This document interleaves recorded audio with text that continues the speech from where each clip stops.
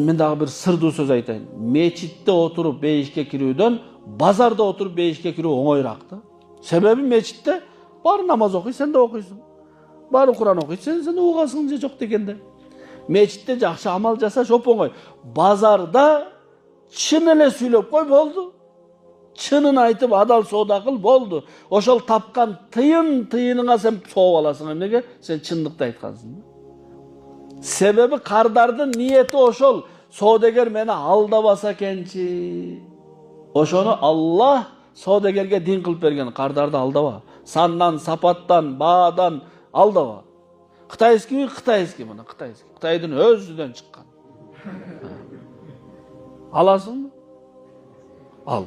Албасаң, өзү соодагер бар го, мындай орой болбош керек. Алсаңыз алыңыз, албасаңыз башка жерден караңыз. Жок, соодагер элдин кызматчысы. Алыңыз мына биздики ушунда